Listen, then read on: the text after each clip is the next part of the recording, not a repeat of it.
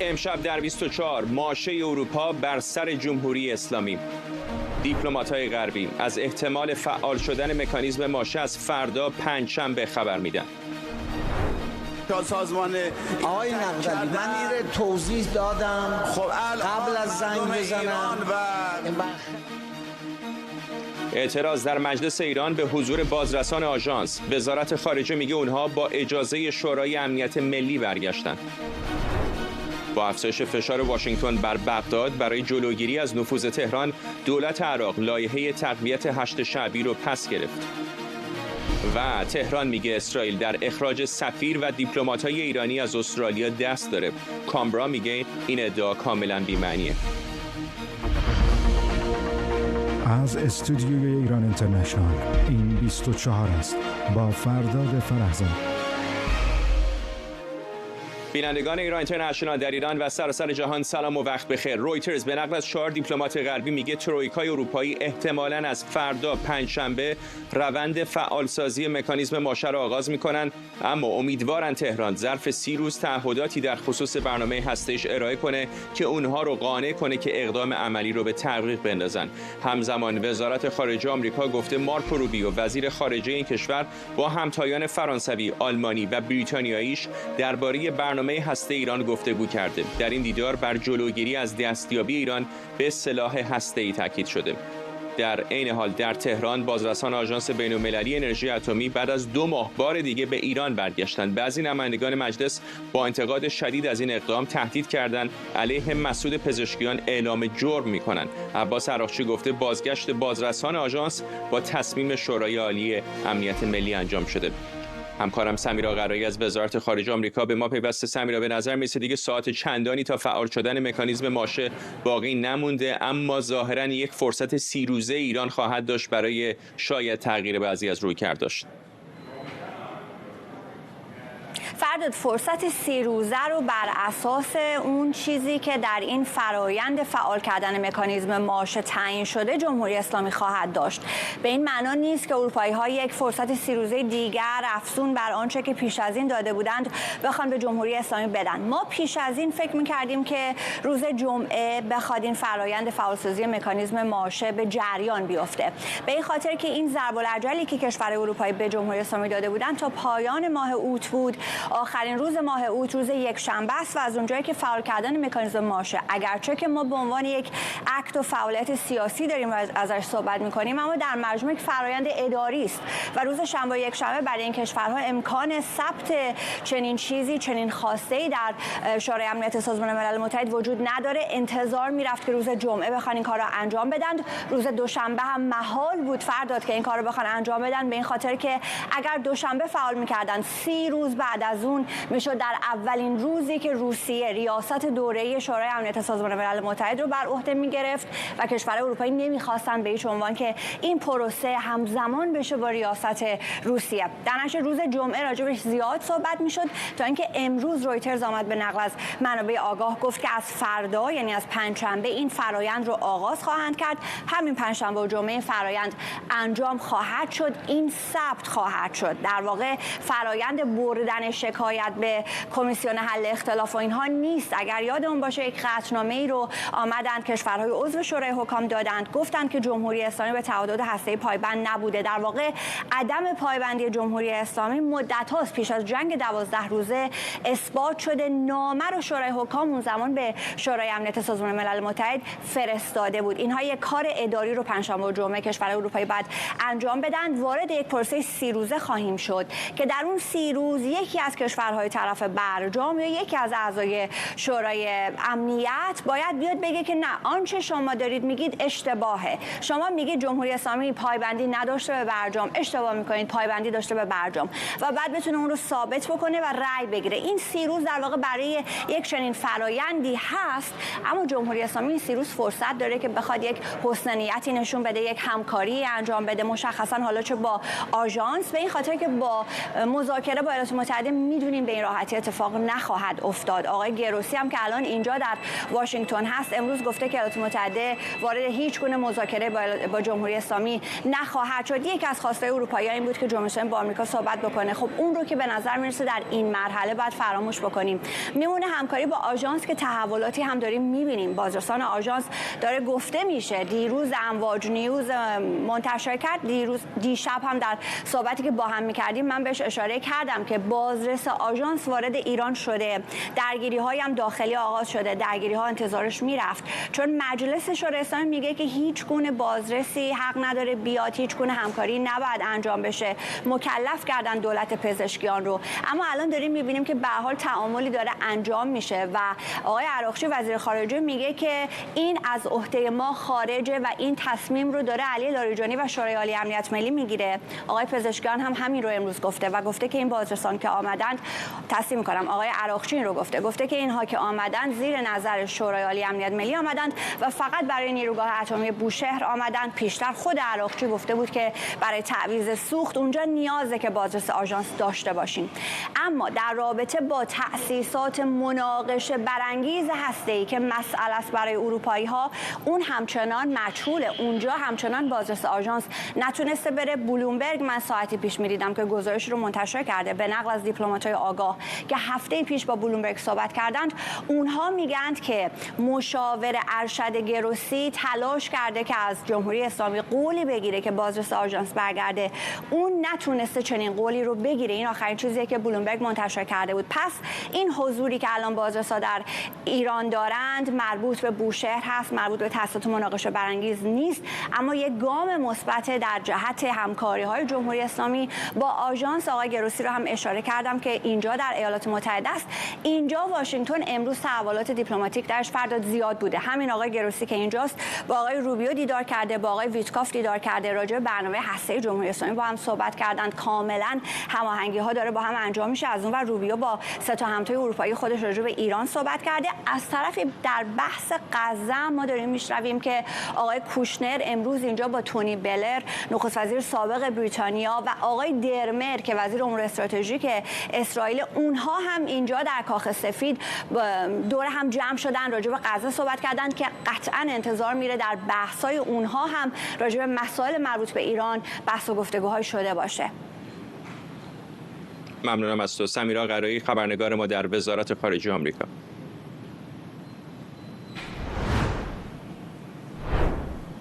در همین لحظه که داشتیم صحبت می‌کردیم، بازارها هم در آستانه فعال شدن مکانیزم ماشه در ایران دارن واکنش نشون میدن. در دقایق گذشته تتر که میتونه نشانه ای از وضعیت ارز در ایران باشه از 100,140 تومان هم گذشت. به این ترتیب قیمت هر دلار آمریکا به بالای 100,000 تومان رسیده. امروز چندین بار تا آستانه 100,000 تومان رفت، ولی الان از سقف 100,130 تومان هم عبور کرده. شاید نشانه از اینکه در روزهای پیش رو چطور بازار در ایران به فعال شدن مکانیزم ماشه واکنش نشون خواهد داد.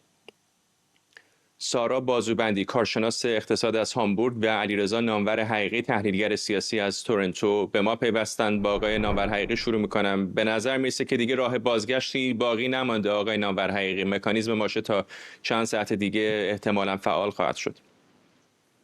بله، با سلام خدمت شما جناب فرزاد گرامی، بینندگان و شنوندگان تلویزیون اینترنشنال و خانم بازوبندی گرامی. به حضور انبرتون که عرض کنم بله، ولی هنوز هم امکان یک تعاملی وجود داره برای اینکه تمدید بشه. علتش این است که هم ایران به نظر من ارزیابیاش عوض شده، یعنی قبلا فکر می‌کردن خیلی مهم نیست و این یک کارتی است که اگر ما نشون بدیم که برامون مهم نیست اونا کوتاه میان، یا اثر اقتصادی نداره، یا ایران در حوزه غنیسازی میتونه از NPT خارج بشه. به نظر میرسه که متوجه شدن تبعات چنین اقدامی بسیار خطرناکه، هم حقوقی هم سیاسی و هم اقتصادی که اثراتش رو میبینیم. مضافاً بر این که الان ما میان دو تا جنگیم، یعنی جنگ ایران و اسرائیل تموم نشده و هر لحظه ممکنه مجدداً شعله‌هاش آتش این جنگ دوباره شعله‌ور بشه. دو کشور هم دارن ارزیابی‌های احتمالی میکنن که چگونه عملیاتی رو که شروع کردن به پایان برسونن. در نتیجه من فکر کنم ایرانی‌ها انعطاف بیشتری پیدا کردن. اروپایی‌ها خب به نفعشون نیست که الان این رو حاد کنن. علتش هم این است که تأسیسات هسته‌ای ایران خب عملاً از حیز انتفاع خارج شده. در مورد اون 400 کیلو اورانیوم هم گزارش‌های متناقضی صادر شده. یه عده میگن که اصلا در اونجا مونده، یه عده میگن نه خارج شده. ولی به هر حال اون حساسیتی که در مورد غنیسازی قبلا داشتن الان کمتر شده. از علاوه بر این اروپایی‌ها نمیخوان اقدامی بشه که ایران از NPT خارج بشه، به نفع اونام نیست. و از همه مهمتر تجربه نشون داده وقتی که وارد همچین نوع از تحریم‌های میشید پشتبندش یا جنگ درگیری است. حالا هم که اصلا زمین‌های درگیری خیلی زیاده تا در حد اکثر تا یک سال آینده یک تکلیف مشخصی روشن خواهد شد. بنابراین ترکش‌های اون جنگ چه به لحاظ قیمت انرژی، چه به لحاظ بحث پناهندگان و چه به لحاظ حاشیه رفتن اروپا در حوزه بین‌المللی که تو اوکراین هم شاهدش هستیم، اینا باعث میشه که اروپایی‌ها ترجیح میدن که پروژه تمدید رو انجام بدن. ولی این بستگی داره که ایرانی‌ها انعطاف بیشتری از خودشون نشون بدن. اگر اجازه بدن که آژانس بازدید کنه یا حداقل یک نقشه راهی بدن و تعهد بدن مثلا در عرض یک سال تعلیق در برابر تعلیق رو میپذیرن، یعنی تعلیق نمی‌کنند یا تعلیق خواهند کرد، اون موقع ممکنه تمدید کنن. تمدید برای اروپایی‌ها هیچ ضرری هم نداره. علتش اینه که شما اگر 6 ماه یا 1 سال تمدید کنی، 1 روز بعد از اون تمدید هم میتونی به جریان بندازی. بنابراین به نظر من از این بابت من فکر میکنم اونا هم مایلن، ولی اگه حاکمیت ایران نخواد انعطاف پذیری مناسبی داشته باشه طبیعتاً مسیر همونجوری ادامه پیدا خواهد کرد که حد زده میشه. خانم بازوبندی، هنوز مکانیزم ماشه فعال نشده. امروز برای چندین بار در بازار ارز دلار به آستانه 100,000 تومان رسید. یکی دو بارم عبور کردن که در این دقایق گذشته از 100,000 و 120 تومان هم گذشته. این چه تصویری به ما میده در مورد عواقب فعال شدن مکانیزم ماشه بر وضعیت اقتصادی امروز ایران؟ درود بر شما. طبیعاً خب همه نگران هستند در بازارهای داخلی و حتی در بازارهای خارجی. حالا ملاحظاتی که آقای ناورحقیقی بهش اشاره کردن، مسئله قیمت انرژی اینها، من فکر می‌کنم که به هر حال یک ملاحظه نه چندان نگران کننده است برای اقتصادهای اروپایی به خصوص. الان در طول 1 سال گذشته اروپا به مراتب از روسیه بیشتر نفت خریده تا کمک به اوکراین کرده باشه. یعنی مشکل انرژی اونقدر مشکل حادی در محاسبات اروپایی ها نیست. اما خب در داخل کشور طبیعتاً خیلی نگرانی وجود داره. ببینید شما، من قبل از این برنامه داشتم نگاه می‌کردم، به خودم یادآوری کنم که سال 88 که آقای احمد نژاد رئیس جمهوری ایران شد، دلار شهریور 88 دقیقاً در همین ماهی که الان تقریبا هستیم توش، دلار زیر 1000 تومان بوده، 998 تومان، امروز شده 120,000 تومان. شما ببینید به سر اقتصاد کشور چه آمده و چه زندگی‌هایی از بین رفته و چه امیدهای و چه سرمایه‌های ویران شده بابت همین یک فقره، یعنی بابت همین مسئله هسته‌ای که آقای احمدی نژاد به محض اینکه پاش رو در داخل نهاد ریاست جمهوری گذاشت، گفتیم ترمز قطار هسته‌ای ایران اصلا دیگه از کار افتاده و ما هیچ کس جلودارمون نیست. امروز به جای رسیدن که خطر جنگ و تابوی جنگ با اسرائیل و تابوی رویارویی با آمریکا و همه اینها دیگه از بین رفت از ماه ژوئن تا الان و اسنپبک هم این مکانیزم مارشه هم داره به جریان میفته. من فکر نمی کنم این که حالا خانم قرایی اشاره کردن نگرانی هایی از بابت روسیه و روسیه در به اصطلاح رأس شورای امنیت قرار گرفتنش وجود داره، ولی من واقعا فکر نمی کنم که در هیچ برهه‌ای از تاریخ روسیه چنان حمایت مثلا حیاتی از جمهوری اسلامی خیلی کرده باشه که این دفعه دومش باشه. اگر منافع روسیه در جاهای دیگه تامین باشه، قطعا روسیه بسیار هم خوشحال خواهد بود که جمهوری اسلامی رو پرت کنه زیر فشار مکانیزم ماشه. مکانیزم ماشه اتفاقی که میفته اینه که تحریم ها رو به مراتب سخت‌تر میکنه روی ایران. حالا بخشی از این تحریم هایی که در شامل اون مثلا قطعنامه سازمان ملل در اون سال شدن، پیش از برجام شدن، بخشش مربوط به قطعات استراتژیکی که در برنامه موشک‌زدایی یا صنایع دفاعی استفاده بشه، ولی بخش دیگرش واقعا به معیشت مردم ربط داره. یعنی کالاهای اساسی، مبادلات در حوزه یورو، صادرات نفت، بیمه ها، همین تحریم هایی که الان داره دور زده میشه هم دور زدنش باز به مراتب سخت‌تر خواهد شد و این طبیعتا فشارش بیشتر روی مردم خواهد بود، چون جمهوری اسلامی از همون سال 88 که من الان مثالش رو خدمتتون عرض کردم تا به امروز تنها کاری که کرده اینه که فشار رو فقط روی مردم منتقل کرده، اولویت‌هاش رو و منابع ملی رو جاهای دیگه خرج کرده و طبیعتا این روند رو ادامه خواهد داد و در نهایت مردم حق دارن که نگران باشن و این ریاکشنی که این عکس‌العملی که بازار داره نشون میده به قیمت دلار کاملا طبیعی هست و اگر این اتفاق بیفته طبیعتا ما وضع وخیم‌تر از این رو هم شاهد خواهیم بود. آقای ناورحقیقی، اگر یک لحظه بخوایم خودمون رو بذاریم در جای نظام یا رهبر جمهوری اسلامی، تمام این مذاکرات و امتیاز دادن‌ها و کاهش غنیسازی برای جلوگیری از افزایش تنش‌ها و جنگ بود دیگه، مگر اینطور نیست؟ حالا که جنگ صورت گرفته، چنین هزینه سنگینی نظام داده، چرا او باید عقب نشینی بکنه؟ آیا بهتر نیست برای او همین اتفاقا روندی رو که پیش گرفته پیش بگیره ولی در عمل هم کاری نکنه که دوباره اسرائیلی ها رو تحریک بکنه، یعنی شعارهاش رو ادامه بده ولی فعلا برنامه هسته‌ایش رو بدون اینکه روی کاغذ بنویسه به صورت دیفکتو کنار بذاره تا چند سال دیگه نتانیاهو، ترامپ شرایط منطقه‌ای تغییر کنه؟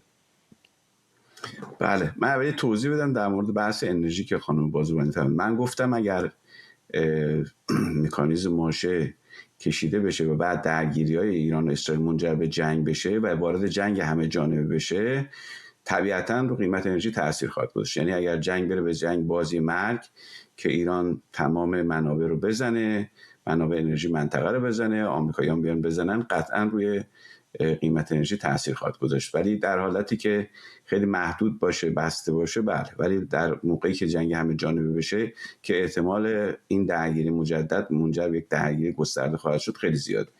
اما در مورد سوالی که فرمودید، خب یعنی اینکه شما در عمل هزینه های این چیزی که شما میفرمایید به این معنی است که آقای خامنه‌ای بگه که خیلی خوب ما الان هزینه های جنگ رو دادیم و نریم به سمت اینی که از موضعمون عقب نشینی کنیم. خب اونا هم کاری نمی‌کنن. من بعید می‌دونم علتش این است که اسرائیلی‌ها الان در یه موقعیتی هستند که فکر می‌کنن باید این مسئله رو به یک سرانجامی برسونن. این چند تا مسئله داره، یعنی از لحاظ من اینجوریه. یک، اینی که از این موقعیتی که این فضایی که به لحاظ بین‌المللی تو حالت لیمبو آشفتگیه و حمایت ترامپ پشت اسرائیل و ایران هم در ضعیف‌ترین موقعیتش هست و روسیه هم و چین و روسیه هم نشون داده که وارد بازی نمیشن تمام قد. کاری که باید بکنه علاوه اسرائیل، چون نمیخواد دوباره مسئله زیر قالی رفته بشه و بعد دوباره بیاد بالا، یکی اینه که یا باید نظام رو بتونه اقداماتی انجام بده که نظام منجر به تغییر نظام بشه، یا اینی که منجر به تغییر راهبردهای نظام بشه. بدون این تغییر راهبرد کوتاه نخواهن اومد. حالا اگر نتونه هیچ کدوم این کارو بکنه، به نظر من اقدامات عملیاتی انجام خواهد داد که به صورت اهم یارانش هم حاکمیت در تأمین منابع و معیشت مردم عاجزه، در موقعیت ضعیفتری قرار بگیره و به قدری مشغول بشه که دیگه در عملیات خارجی نتونه انجام بده. پس یکیش مربوط به اینه که الان اسرائیلیا این موضوع رو قبول ندارن، اما یه بخش دیگه هم داره. خب ممکنه اروپا و آمریکا الان اون جدیت خطری که در گذشته بوده در مورد غنیسازی رو نداشته باشن و فکر کنن خب با ایران میشه کنار اومد یا کار اومد. اینم باز بستگی داره باز انعطافایی که ایران نشون بده. اگر بخوان تبلیغات و اقداماتشون رو در منطقه به خصوص مثلا در مورد لبنان، حوثی‌ها ادامه بدن، من فکر می‌کنم حتی اروپا یا آمریکا هم اجازه بدن که این فرصت رو ایران داشته باشه، بتونه خودش رو بازسازی کنه. مضافاً برای اینکه همه این کشورها گوشه چشمی هم به مسئله جانشینی دارن. ببینید اونا معتقدن که این موقعیتی است که آقای خامنه‌ای یا باید خودش تغییر راهبرد بده یا اینی که تفویض اختیار کنه یا تغییر جانشین بده، که در هر دو صورت اونا تصویر بهتری دارن. ولی وضعیت مبهم رو ترجیح نمیدن. حاکمیت سعی میکنه که وضعیت رو در ابهام نگه داره ولی این وضعیت ابهام عملا نه ظرفیت‌های اقتصادیشو داره، نه ظرفیت‌های امنیتیشو داره و نه جامعه کشش این داره که در وضعیت تعلیق قرار بگیره. بنابراین به نظر من در 1 سال آینده باید یه خط مشی صورت بگیره که ایران یا وارد تعامل کامل بشه یا تقابل کامل. چشم انداز تعامل مشخصه، محدودیتاش و موانعش هم معلومه. در مورد تقابل خب طبیعتا نمیشه پیش بینی کرد. اگر بره تو تقابل کامل حتما دو طرف علیه هم درگیر میشن. وضعیتی نیست که ایران پیروز بشه، ولی نوع خسارت دیدنش یا نوع خسارت زدنش قطعا متفاوت خواهد. خانم بازوبندی، یکی از کارتایی که آمریکا همیشه در دست داشته و در زمانهای مختلف با کم و کیف مختلف اون رو بازی کرده، فشار حداکثری تحریم ها بوده. همین الان که داریم صحبت میکنیم بالاخره علیرغم همه این تحریم ها ایران به اندازه قابل توجهی نفت داره به چین میفروشه. اگر این مکانیزم ماشه فعال بشه و واقعا مکانیزم اجرایی اون هم در به خصوص دریاهای آزاد دنبال بشه و اجازه ندن نفت ایران به چین برسه، چقدر به نظرتون عواقبش جدی خواهد بود برای اقتصاد ایران؟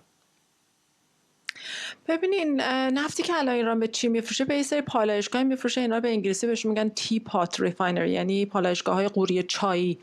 حالا چرا به اینا میگن قوری چایی؟ چون این پالایشگاه کم حجمی هستن و روی کاغذ الظاهر پالایشگاهی هستن که مالکیت خصوصی دارن. حالا ما در اقتصاد چین میدونیم خصوصی اصلا کلا یعنی چی. اونجا هم دقیقاً این سیستم جمهوری اسلامیه، همه چیز خصولتی است. یعنی تا کسی به حزب کمونیسم وصل نباشه اصلا امکان رشد و مثلا فعالیت اقتصادی به اون معنا نخواهد داشت. به هر حالی این پالایشگاه‌ها علت این که میتونن اینجوری تحریم‌ها رو دور بزنن و از این مثلا نقطه کور استفاده کنن در تحریم‌ها این هست که مبادلاتی با آمریکا ندارن، مبادلاتی با بانک‌های بین‌المللی ندارن و در ضمن در کنار این کارها حالا خیلی کارهای جعل اسناد خیلی وسیعی هم انجام میشه. مثلا این نفت ایران کاغذاش عوض میشه، تانکرش پرچمش عوض میشه، بیماری پیدا میکنه به اسم نفت لایبریا و نفت رسول خیمه و نفت عراق و اینها فروخته میشه. یه بخشش هم مال این جعل اسنادی است که به هر حال میکنن. این جعل اسناد و این پالایشگاه‌های قوری چایی اصطلاحاً در چین همچنان طبیعتاً تمایل خواهند داشت که یعنی جمهوری اسلامی تمایل خواهد داشت که جعل اسناد رو ادامه بده. همکارانش و کسایی که این در این حلقه زنجیره دور زدن تحریم ها هستن هم همکاری رو ادامه خواهند داد. اون پالایشگاه چینی هم تمایل دارن که این نفت رو بخرن. اما چیزی که وجود داره اینه که همونجوری که شما فرمودین در آبهای آزاد نظارت ممکنه تا یه حدودی بیشتر بشه، شاید خیلی اونم به اصطلاح حساس و حیاتی نباشه. اما چیزی که هست اینه که جمهوری اسلامی به مراتب ضعیف‌تر قدرت چانه زنیش رو به مراتب بیشتر از دست خواهد داشت و تخفیف‌های خیلی بیشتری مجبور خواهد شد که بده. بنابراین ضرر اقتصادی چشمگیری وجود خواهد داشت به خاطر همین مسئله تخفیف ها اگر هیچ عامل دیگه تغییر نکنه. ممنونم از هر دوی شما. سارا بازوبندی، کارشناس اقتصادی از هامبورگ و علیرضا نامور حقیقی، تحلیلگر سیاسی از تورنتو کانادا. دولت عراق تحت فشار آمریکا و دیگر قدرت‌های خارجی پیشنویس قانونی رو که قرار بود اختیارات نیروهای هشت شعبی مورد حمایت ایران رو گسترش و ساختار اونها رو بازسازی کنه از پارلمان پس گرفت. گزارش‌ها میگن این تصمیم به دلیل نگرانی‌های آمریکا از افزایش نفوذ ایران و تضعیف حاکمیت عراق صورت گرفته. مقامات غربی از جمله آمریکا و بریتانیا معتقدند که برخی گروه‌های هشت شعبی خارج از کنترل دولت عمل می‌کنند. بریم به کنگره آمریکا. همکارم مرضی حسینی به ما پیوسته. مرضی، بیشتر به ما بگو در مورد این فشارها و اینکه چه شد که عراقی‌ها موضعشون رو تغییر دادن.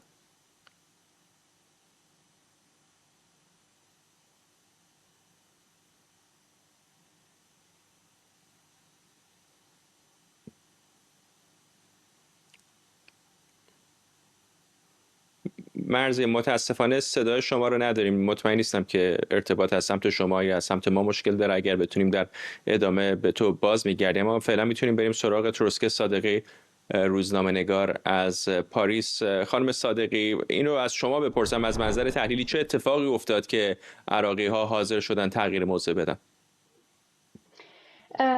ببینید آقای فرزاد، یک نکته خیلی مهم وجود داره، اونم اینه که به هر حال این به عنوان یک کارت فشار همچنان ازش استفاده میشه، یعنی یک عقب نشینی تاکتیکی نه راهبردی. به این معنا نیست که این قانون الان پس گرفته شده ولی به کل از بین رفته. به هر حال سازمان هشت شبی همچنان وجود داره و این گروه ها تا زمانی که جمهوری اسلامی ایران وجود داشته باشه، تا زمانی که این گروه ها در عراق باشن، به هر حال به عنوان یک کارت فشار، به عنوان یک کارت تهدید، حالا چه در صحنه سیاسی داخلی عراق ازش استفاده میشه. هم جمهوری اسلامی علیه دولت ازش استفاده میکنه، هم جمهوری اسلامی علیه آمریکا ازش استفاده میکنه، هم مصرف داخلی هم به هر حال قدرت‌های داخلی براشون داره. اما مسئله‌ای که مهمه اینه که در حال حاضر این رو نباید فراموش بکنیم، در بین خود جریان‌های چارچوب هماهنگی، یعنی تمامی جریان‌های مسلح و جریان‌های سیاسی که با همپیمان جمهوری اسلامی ایران هستند، بر سر مسئله سازمان هشت شعبی، پروژه قانون هشت شعبی اختلاف نظر داشتن. این اختلاف نظر رو ما کمتر بهش پرداختیم، بعد اون جنبه دیگرش رو نگاه کردیم. این اختلاف نظر، یعنی من اینجا اشاره می‌کنم به دیدگاه‌های متفاوتی که وجود داشت، نه به این عنوان که اونها نخوان سازمان هشت شعبی به عنوان یک ساختار تصویب بشه این قانون، به خاطر اینکه توی یک سری از ماده‌های این قانون یک نقطه نظراتی داشتن و مهمترینش این ذهنیتی بود که به هر حال نگرانی بود که نوری مالکی رئیس حزب دولت قانون داشت و اینکه این مخالفتی که با خود فالح فیاض داشت و سر این مسئله حتی با جمهوری اسلامی، اونطور که برخی منابع در عراق میگفتن به اختلافاتی هم برخورده بود. یعنی اون نمیخواست که فالح فیاض ادامه دار باشه در این سمت، اما در کنار اون جمهوری اسلامی و شخص علی خامنه‌ای ازش حمایت میکرد. اما نکته مهمتر از همه اینها این بوده که به هر حال همه این گروه ها به این نتیجه رسیدند که حتی خود سازمان هشت خود گروه نجبات، یکی از گروه های وابسته به سپاه پاسداران هستش، یکی از اعضای اونها مهدی الکعبی در دفتر سیاسی این گروه گفته بود که به دلیل فشارهای آمریکا و تهدیدهای آمریکا برای تحریم اونها هستش.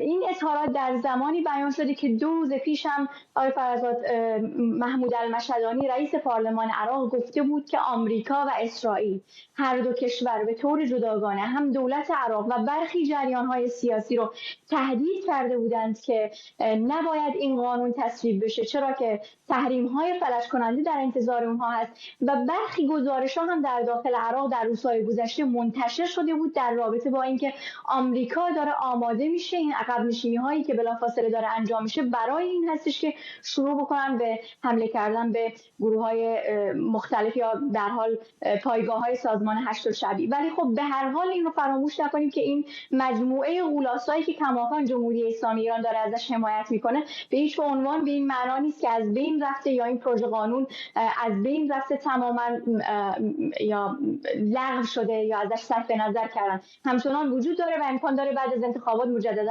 به صحنه برگرده و گروه‌های سیاسی شیعی در پارلمان عراق بخوان رو تصویب بکنن. ولی خانم صادقی می‌بینیم الان یک تلاش‌های گسترده‌ای در تمام کشورهای منطقه تقریباً وجود داره، بخشش به مدد اسرائیل، بخشش به مدد سعودی‌ها و اماراتی‌ها تا اندازه زیر فشارهای آمریکا که تمام این گروه‌های نیابتی یا شبه نیابتی جمهوری اسلامی رو تضعیف بکنن. میخوام ازتون بپرسم که در عراق کم و کیف این در مقایسه با مثلا جای مثل لبنان و فشار روی حزب الله چطوره؟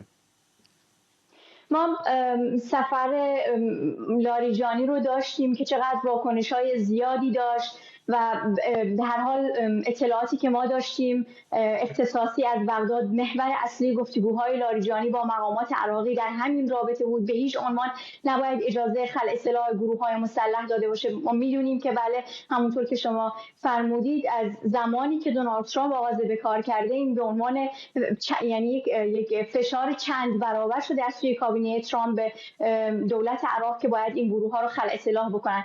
از ژانویه یا فوریه گذشته تا امروز که ما داریم صحبت میکنیم این تلاش‌ها به شکست خورد. یعنی ما حداقل 5 تا 7 گروه رو داشتیم عملاً زیر چتر سپاه پاسداران بودند. به هر حال دولت در گفتگوهاش با اونها شکست خورد که اونها خلع سلاح بشن یا ادغام بشن به هر حال در بین دیگر نیروهای امنیتی یا در وزارت داخلی یا در دفاع، یعنی وزارت کشور یا دفاع. مسئله اصلی اینه که تا زمانی که به هر حال شما خودتون اینو تلویحاً بهش اشاره کردید، تا زمانی که این تجربه حزب الله لبنان در عراق در رابطه با هشت‌الشعبی، در رابطه با حزب الله عراق یا باقی گروه‌ها تکرار نشه، 238,000 نیرو در داخل سازمان هشت‌الشعبی با بودجه بیش از 3.5 میلیارد دلاری بسیار سخته که به این آسونی بتونن این رو از بین ببرن. یعنی این به عنوان یک بحث حتی در داخل عراق مطرح هستش. باید یک دور این گروه ها بهشون حمله بشه، تضعیف بشن، پایگاه‌های اونها، سلاح‌های اونها از بین برده بشه، فرماندهان اونها به هر حال فرماندهان میدانیشون حذف بشن و بعد اینکه از طریق دولت، از طریق فراکسیون‌های دیگری که در پارلمان میتونن حضور داشته باشن، اگر البته بستگی داره به انتخابات بعدی، تلاش بکنن دولت عراق رو ناچار بکنن که همون کاری که الان دولت لبنان داره انجام میده، همین پروسه رو طی بکنن و هر چند همزمانور به هر حال شروع بکنن که اونها رو خلع سلاح بکنن. در زمان فعلی بسیار سخته، ولی خب این رو فراموش نکنیم فقط در هفته گذشته در کنار تمام تهدیدهایی که آمریکایی‌ها داشتند، ما واکنش بسیار سریع برای اولین بار در چند سال گذشته سفیر بریتانیا رو هم داشتیم و هم سفیر اتحادیه اروپا شب گذشته که تمام قد در کنار میتونیم بگیم که آمریکایی‌ها ایستاد و گفتش که باید گروه‌های مسلح در عراق به تاریخ سپرده بشن، به گذشته سپرده بشن، اونها باید در حال خلع سلاح بشن و منحل بشن، در غیر این صورت عراق با یک مجموعه تحریم‌های فلج کننده مواجه خواهد شد. ممنونم از شما. تروسکه صادقی، روزنامه‌نگار از پاریس. خب ارتباطمون دوباره با مرضیه حسینی همکارم در کنگره آمریکا برقرار شده. مرضیه، به ما بیشتر بگو در مورد اینکه چقدر نقش فشارهای آمریکا مهم بوده در تغییر موضع عراق. به نظر میرسه تماما متأثر از فشارهای آمریکا بوده، به این جهت که در طول هفته‌های گذشته فرداد ما اینجا به خاطر داریم که آقای مارکو روبیو وزیر خارجه آمریکا بارها ابراز مخالفت خودش رو با این مسئله مطرح کرد و حتی در گفتگوی دو جانبه با آقای شیوع السودانی این مسئله رو مطرح کرده. رسمی گزارش نشده، اما تحلیل رسانه‌ها این هست احتمالاً آمریکا عراقی‌ها رو تهدید کرده که اگر اونها گروه هشت‌الشعبی رو به عنوان یک ساختار نظامی رسمی در نظر بگیرن، آمریکا کل این گروه رو تحت تحریم قرار میده. میدونیم که همین لحظه هم بخشی از بودجه ساختارهای نظامی در عراق توسط آمریکایی‌ها تامین میشه و اگر کل این ساختار، یعنی بخشی از ارتش عراق، تحت تحریم قرار بگیره، عملاً ارسال و تمویل مالی این بودجه نظامی برای عراقی‌ها و برای آمریکایی‌ها ناممکن خواهد شد. میدونیم همین لحظه هم بخشی از ساختار هشت‌الشعبی، یعنی گروه کتایب حزب الله، در لیست گروه‌های تروریستی وزارت امور خارجه آمریکا هست، اگرچه این بخشی رو شامل میشه و متباقی گروه‌های هشت‌الشعبی رو هنوز شامل نمیشه. نکته جالب در خصوص لحظه‌ای هست که این قانون و این لایحه پس کشیده شده، یعنی در واقع ممانعت شده از تبدیل اون به قانون. در طول هفته‌های گذشته بحثش بارها بود، گفته شده 3 بار در مجلس علنی عراق مطرح شده و آخرین لحظه که قرار بوده به اون رأی بدن توسط دولت عراق این لایحه پس کشیده شده و همین مسئله باعث تعجب بسیاری از قانونگذاران در مجلس نمایندگان عراق شده. اگرچه گفته شده دو دستگی هم در مجلس نمایندگان وجود داشته، اما آنچه که مخالفت آمریکایی‌ها بارها به کرات بهش اشاره کردن این هست که استدلال آمریکایی‌ها این هست که تصویب این ساختار نظامی به معنی نهادینه شدن قدرت جمهوری اسلامی در عراق هست و دلیل اصلی مخالفت آمریکایی‌ها هم بر همین هست. این لایحه گفته میشه 2 بخش داشته. بخشی از اون که در خصوص قوانین بازنشستگی و مسائل بودجه‌ای بوده که مسئله مخالفت‌های داخلی عراق هست، آمریکا در اون مداخله نکرده، اما مشکل آمریکایی‌ها این هست که در بخشی از این لایحه صحبت از این بوده که ساختار هشت‌الشعبی در عراق به عنوان بازوی نظام سیاسی درد شده بوده. مخالفت آمریکایی‌ها این هست که این عنوان خیلی شبیه ساختار سپاه در ایران هست و در واقع باعث میشه که در واقع از نظر آینده سیاسی عراق چالش‌های گسترده‌ای به گفته آمریکایی‌ها مواجه بشه و به همین دلیل آمریکایی‌ها مخالفت کردن. اگرچه گفته شده مشخصا ما می‌دونیم از سال 2014 تا به حال که هشت شعبی ایجاد شده از یک گروه شبه نظامی تبدیل به یک ساختار نهادی شده، بودجه دولتی دریافت می‌کنه، اما مسئله فعلی برای آمریکایی‌ها این هست که این قانونگذاری آینده حقوقی این گروه رو تعیین میکنه و در آینده حقوقی عراق از نظر دولت آمریکا ایران نباید هیچ نقشی داشته باشه تا ساختار نظامی این کشور حفظ بشه. ممنونم از تو همکارم مرضیه حسینی از کنگره آمریکا. کامبرا پایتخت استرالیا گزارش‌ها درباره همکاری اطلاعاتی اسرائیل با استرالیا برای تحقیق درباره حملات یهودستیزانه منتسب به جمهوری اسلامی رو رد کرده. تونی بروک وزیر کشور استرالیا ادعای تهران در این زمینه رو کاملا بی‌معنی خونده و تاکید کرده تصمیم اخراج سفیر ایران بر اساس ارزیابی‌های مستقل گرفته شده. سازمان اطلاعات امنیت استرالیا اعلام کرده حمله به رستوران کوشر لوئیس کانتیننتال در 20 اکتبر 2024 و آتش‌سوزی در کنیسه آداس اسرائیل در ملبورن در 6 دسامبر 2024 با هدایت سپاه انجام شده. همزمان یونس علی یونس متهم 20 ساله آتش‌سوزی کنیسه ساعتی پیش با حضور در دادگاه این اتهامات را رد کرد. همکارم علیرضا محبی از استودیوی ما در لندن به ما پیوسته. علیرضا، معمولا ساعت کاری ما به هم نمیخوره، خوشحالم که در لندن هستی، میتونم باهات صحبت بکنم. بیشتر به ما بگو در مورد این تصمیم استرالیا و این اتهاماتی که علیهشون مطرح شده رو بر چه مبنایی رد میکنن. فرداد، من هم بسیار خوشحال هستم که در برنامه تو حضور دارم. تصمیم بسیار غافلگیر کننده ای بودش. اجازه بده من اشاره بکنم از امروز چهارشنبه، اگر خیلی کوتاه، در ارتباط با اینکه رسانه‌های استرالیایی تصاویری از خروج احمد صادقی سفیر جمهوری اسلامی در استرالیا رو پخش کردن، تصاویری که الان بینندگان هم دارن اون رو مشاهده میکنن. اینجا کامبرا پایتخت استرالیا هستش، سفارت جمهوری اسلامی هستش. احمد صادقی روز چهارشنبه بنا به حکمی که و دستوری که آقای آلبانیزی نخست وزیر استرالیا صادر کرده این سفارتخانه رو ترک کردش.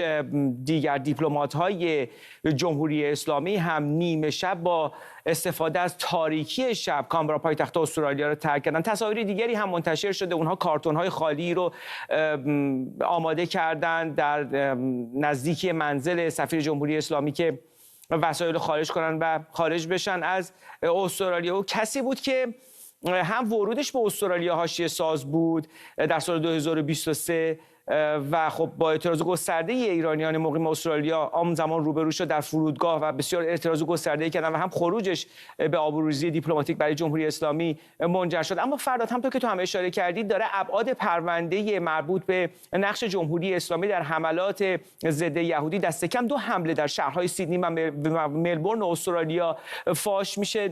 باندهای تبهکار محلی که در بین اونها رئیس یک گروه موتورسوار و یا گروه‌های قاچاق دخانیات در اون حضور دارن، داره اسامیشون میاد بیرون. به عنوان نمونه یونس علی یونس متهم 20 ساله، نام او بیرون آمده، دادگاه او برگزار شده. او متهم است به آتش زدن کنیسه عدس اسرائیل در شهر ملبورن استرالیا. یا کاظم حمد، رئیس سازمان یا شبکه غیرقانونی دخانیات در ایالت ویکتوریای استرالیا، مظنون هستش به همکاری با نیروهای اطلاعاتی امنیتی جمهوری اسلامی و همچنین آتش زدن کنیسه یهودیان در شهر ملبورن استرالیا. نام دیگری که بیرون آمده فردی به نام سید موسوی که با نام مستعار جیمز بات شناخته شده. او در سال 2005 میلادی به عنوان پناهنده از افغانستان به استرالیا آمده و در حمله به رستوران لوئیس کانتیننتال شهر سیدنی استرالیا نقش داشته و هدایت کرده این حمله رو. گفته میشه که او $12,000 برای این موضوع دریافت کرده. خب دادگاه برگزار داره میشه، اسامی و شخصیت ها و کسانی که درگیر هستن در این ماجرا میاد بیرون. اما آن چیزی که مهم هستش نام سپاه پاسداران انقلاب اسلامی است. امروز هم اسکای نیوز استرالیا گزارش اختصاصی رو منتشر کردش و گفت که هشدار اطلاعاتی اسرائیل کمک داشته به پیشرفت تحقیقات سازمان اطلاعات امنیت استرالیا ایزیو، ولی با این حال نقش اصلی رو در روشن کردن این پرونده سازمان اطلاعات امنیت استرالیا داشته و به طور مستقل سازمان اطلاعات امنیت استرالیا به این نتیجه رسیده که سپاه پاسداران انقلاب اسلامی در این موضوع دست داشته. باید منتظر ماند آیا آلبانیزی تصمیم بگیره برای تروریستی اعلام کردن سپاه. ممنونم از تو. همکارم علیرضا محبی از استودیوی ما در لندن. حسین علیزاده تحلیلگر مسائل بین‌الملل از لندن به ما پیوسته. آقای علیزاده، هنوزم خیلی شگفت زده شدن در مورد اقدام استرالیا، اقداماتی که خیلی از کشورهای غربی تهدیدش رو یا حرفش رو میزدن یا بعضی از مخالفان جمهوری اسلامی درخواستش رو داشتن، یک شبه یهو کانبرا انجام داده. بله، هیچ کس انتظاری نداشت که کانبرا یک دفعه 3 تصمیم بگیره. تصمیم اولش اخراج جمعی از اعضای سفارت از جمله شخص سفیر، دوم تعلیق سفارتخانه‌شون در تهران. این به چه دلیل؟ به دلیل اینکه تهران نتواند اقدام متقابل انجام بده، چون متصوری بودش که تهران بیاد ایده رو اخراج کنه، الان دیگه کسی نیستش بخواد اخراج کنه. و از همه مهمتر اونی که در برنامه دارن این که سپاه رو بخوان جزو فهرست‌های تروریستی قرار بدن. پس 3 اقدامی که کسی تصور نمی‌کرد انجام بشه اقدام مهمی بوده. ولی چرا شده که استرالیا به این تصمیم رسیده؟ ببینید، توجه داشته باشید که امریکا یک پیمانی رو شکل داده، پیمان سگانه امریکا، بریتانیا و استرالیا، موصوف به آکوس هستش. بر اساس این پیمان که قرار هستش چین رو کنترل بکنند، امریکا زیردریایی اتمی فروختش به استرالیا. این خودش نشون میده که چه روابط تنگاتنگی بین امریکا و استرالیا وجود داره. برای موضوع چین، خب بریتانیا هم همچنین، بریتانیا رابطه بسیار قدیمی داره که میدانیم. در حالا اگر این فعل و انفعالاتی که انجام شد، اینها هم بازرسی انجام دادن که 2 مورد اتفاق افتاده، اگر جلوشو نخوان بگیرن موارد بیشتری اتفاق خواهد افتاد. به هر حال به جایگاه استرالیا آسیب میزنه. ضمن اینکه این هم بگم، من حجم روابط تجاری رو هم نگاه کردم، دیدم واقعا چیز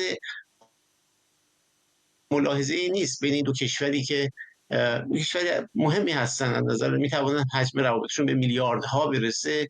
در حدود 700 میلیون دلار هستش که 1/3 صادرات ایران، 2/3 صادرات استرالیا است. بیشتر دام و احشام و این چیزا هم هستش. استرالیا نگرانی هم نداره از اینکه اگه با رابطش با تهران بر هم بخوره حادثه اتفاق بیفته. به هر حال خلاصه کنم، فکر میکنم که استرالیا در این گوشه دنیا در مسیری قرار گرفتش که کانادا در اون گوشه دنیا در 2012 پیمود و اساسا منتهی به این شد که رابطه ایران و کانادا قطع شد. تا امروز استرالیا هم تو همین مسیر قرار گرفته. حالا قطع نشده رابطه، ولی به شدت پرتنش شده. تصمیمات این چنینی در سطح دیپلماتیک آقای علیزاده میدونیم که تصمیم ساده و راحتی نیست. یعنی حتی خیلی از کشورها روابطشون رو با خصمانه ترین حکومت‌ها مثل پیونگیانگ و تهران هم حفظ میکنن. آیا این به ما نشون نمیده که کانبرا دیگه تقریبا با زرس قاطع مطمئن بوده که سپاه پاسداران پشت این حملاتی که دست به چنین اقدام جدی زده؟ بله، ببینید، حتما اینطور بوده. یعنی اینها کشورهایی نیستن که بر اساس ظن و گمان و اینها کار بکنن. اینها یک پروسه طولانی رو مطالعه میکنن و ضمن اینکه ببینید، به هر حال شما مشابه همین وضعیتی که در استرالیا میبینید، در هلند میبینید، در سوئد میبینید، در خیلی کشورهای اروپایی، در اتریش یادتون از داستان اسدالله اسدی که دیگه خیلی شور بود دیگه، اون دیگه براش دادگاه دیپلماتی رو گرفتن، زندان انداختن، دادگاه تشکیل دادن. برای اون استرالیا ناظر به آنچه که روابط بین تهران و اروپا رو در حال رخ دادن هست به اون هم نگاه کرده و در کلیت خودش رو هم در مجموعه کشورهای غربی میبینه، حالا از نظر جغرافیایی نه، اما از نظر اصطلاح سیاسی در مجموعه کشورهای غربی میبینه و این پیامش هم همسو هستش. به ویژه مسئله تحریم کردن سپاه پاسداران، ببینید به یاد بیارید هلند، بریتانیا، سوئد، خیلی کشورها تک به تک پارلمان‌هایشان سپاه رو به عنوان نهاد تروریستی قلمداد کردن، دولت‌هاشون توقف کردن و حتی پارلمان اتحادیه اروپا هم این رو از تصویب گذرونده، ولی خب خود اتحادیه اروپا دستگاه اجرایش این رو به تصویب نگذاره. منظورم این که استرالیا این اقدام رو در ارتباط با آنچه که در اروپا میگذره تصمیم گرفته، مشابه همون تصمیم رو گرفته. ممنونم از شما حسین علیزاده، تحلیلگر مسائل بین الملل از لندن با ما، و ممنونم از شما که بیننده 24 امشب بودید.